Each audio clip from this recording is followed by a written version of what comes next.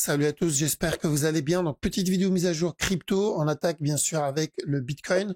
Donc, BTC, comme on l'a déjà dit dans la précédente vidéo, ce qu'on attend ici, c'est juste une correction et ensuite la continuation sur la grosse time frame. La question, c'est quelle sera la taille de la correction? Est-ce qu'on va avoir un truc de la même taille ou un truc plus grand? D'après moi, je pense que ça va être un truc plus grand. Maintenant, ça peut se terminer en regular flat avant le buy, ou ça peut se terminer en running flat avant le buy.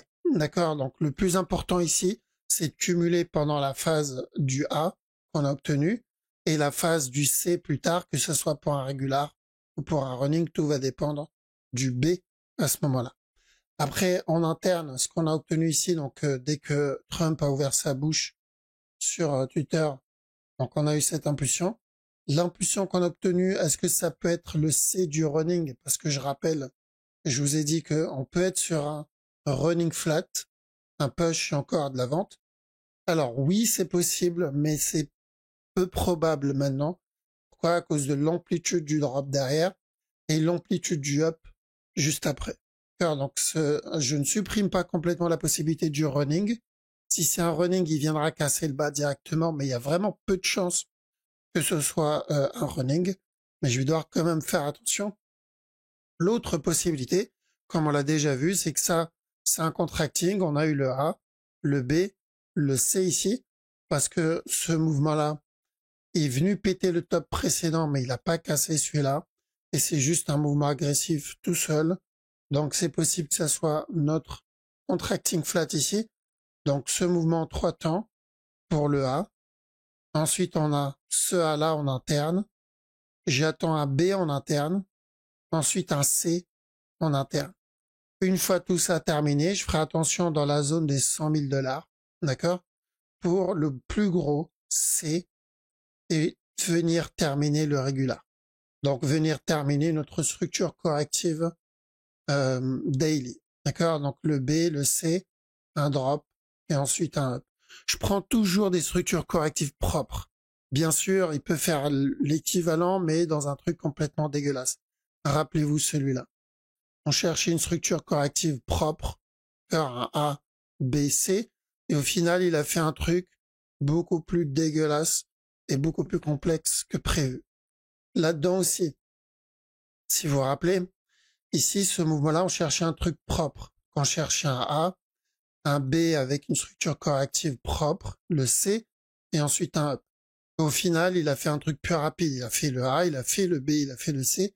Il a quand même validé la régular, mais en interne, ça a été beaucoup moins sexy que ce qu'on voulait. L'idée, c'est de garder la direction générale, le gros move. C'est ça le plus important. Donc, est-ce qu'il peut nous valider un régular propre? Oui, il l'a déjà fait avant le up. Mais gardez en tête que ça peut être beaucoup plus simple que ça. Juste une impulsion et encore un drop avant le push. Il y a plein de possibilités sur la simplicité du move. Mais il y a beaucoup plus de probabilité que ça soit un truc simple que un truc compliqué. D'accord? C'est rare qu'on obtienne un truc complexe. Ici, ça a été simple. On a eu ce mouvement-là, une impulsion, un drop avant la continuation. D'accord? Donc là, ça a été un peu plus complexe sur ce move, mais si on regarde dans la majorité des cas, c'est beaucoup plus simple que ce qu'on attend. Mais nous, on est obligé de prendre le scénario le plus pessimiste. Et s'il donne un truc rapide, tant mieux. D'accord? Donc, ce que j'attends ici sur les prochains jours, c'est je vais surveiller ce mouvement-là. Si je veux acheter, je vais avoir besoin d'une correction. Parce que je dois me protéger du running, du potentiel running qu'on voulait.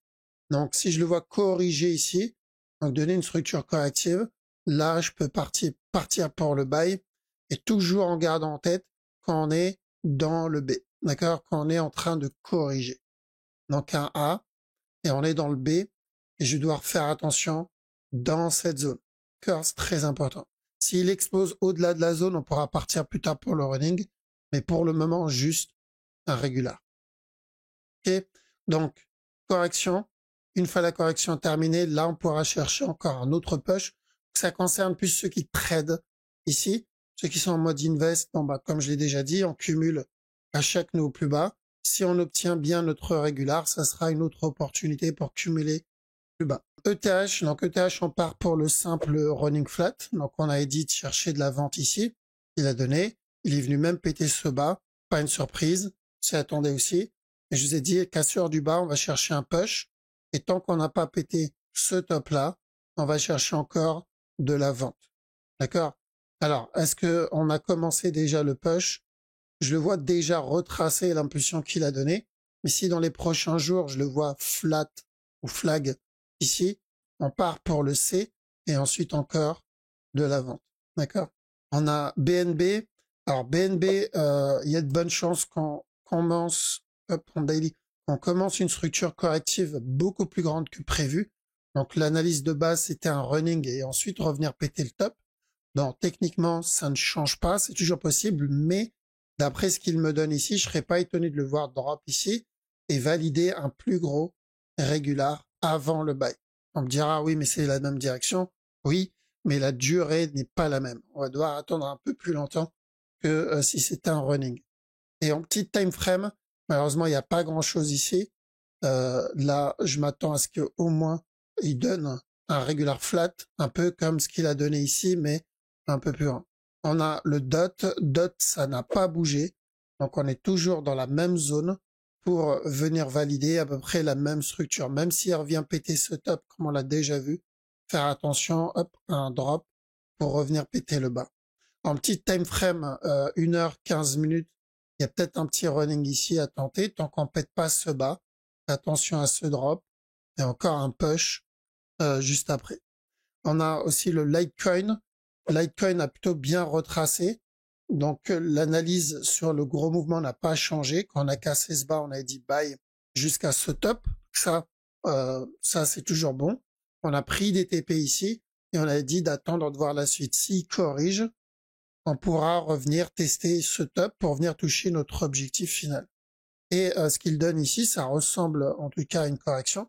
Maintenant, pour ceux qui tradent la petite time frame, il y a peut-être un petit régular à tenter ici, tant que ce bas n'est pas cassé. Comptez ça comme un A. Ce qu'il a donné comme un B, dommage que ça soit un contracting. Revenir tester ce bas-là. Et ensuite le buy pour le C. D'accord? Et après, on ira pour le plus gros flat. Donc un simple flat sur ce move pour un A, un B, un C. Une fois le C validé, là on peut chercher du buy.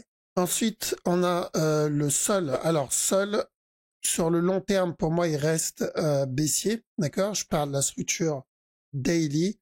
Et que ce soit pour une structure corrective avant le buy ou que ce soit, on va le mettre d'une autre couleur ici en rouge, pour un gros running flat avant le buy. Donc, il faudra faire attention. Le scénario rouge, ça va être rapide. L'avantage, c'est l'amplitude. Donc, on aura un sol beaucoup moins cher. Et le jaune, donc le scénario jaune, ce sera plus la durée. D'accord? Donc, on le verra avec la durée, mais ça sera pas spécialement moins cher. Ça sera dans ces zones de prix. Mais on va rester dans cette zone de prix longtemps. Un peu comme ETH, qui est même chose. Il est dans la même zone depuis très longtemps. Donc ça n'a pas changé. On est toujours à la recherche de ce mouvement-là.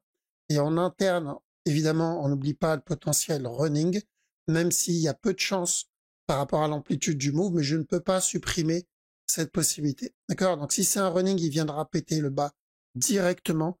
Il va pas traîner.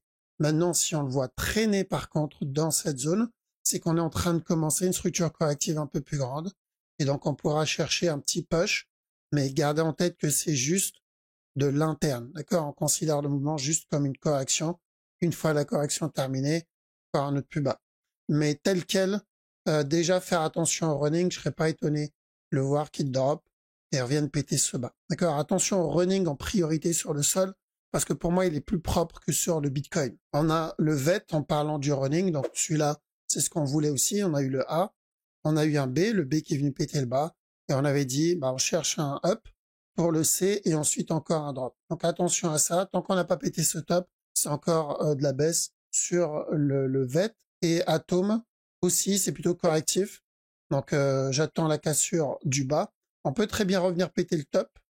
Donc revenir péter ce top là encore une fois avant le drop. Ça reste correctif. S'il donne une structure complexe, faire attention. un plus gros C, d'accord? On peut obtenir un plus gros C avant le drop, mais un plus gros B, pardon, mais c'est très rare les structures complexes, donc faut pas automatiquement partir sur ça. En petit TF, tension à running ici, donc le A, B, C, tant qu'on n'a pas pété le bas, on peut obtenir un push. Maintenant, on verra si ce push va venir péter stop ou si on va obtenir la structure complexe. J'y crois moyen, d'accord? Donc ça, c'est pour ceux qui tradent. Maintenant, ceux qui cherchent juste la direction sur le gros move, faire attention ici, parce que tant qu'on range là-dedans, on continuera le drop pour valider le regular flat. D'accord? Donc l'objectif, c'est de revenir péter ce bas, et là, on pourra partir pour des buy setup. À quel moment j'oublierai ce scénario? Il va falloir qu'il explose donc en pétant ce top, il s'éloigne de ce top et il commence à corriger. Chose qu'on n'a pas obtenue et on est loin pour le moment d'obtenir. D'accord? On termine avec XRP, parce qu'on m'a demandé de faire une petite mise à jour dessus. Donc XRP, après avoir validé ce contracting cassure du top, on a eu ce retournement pour un A. Ce qu'il donne ici, ça peut être un regular flat pour le B. Donc là, j'aimerais bien le voir donner un drop pour un C. Et ensuite, pourquoi pas le buy. D'accord? Donc s'il vient donner un C sur ce move, en réalité, ça va être une très belle structure pour la continuation. D'accord? Un peu comme ce qu'on a obtenu ici, mais en plus grand et en plus propre. Donc on surveille ça. S'il décide de donner un push, parce que il suffit, comme je dis à chaque fois, que Trump lâche une caisse et le marché fait n'importe quoi. S'il décide de revenir péter le top tout de suite, il faudra faire attention à un running plus tard. D'accord? Mais l'idéal, c'est qu'il se tait pendant un petit moment. En plus, il me semble qu'aujourd'hui, il va faire une autre annonce. Donc on va voir comment ça va impacter le Ripple.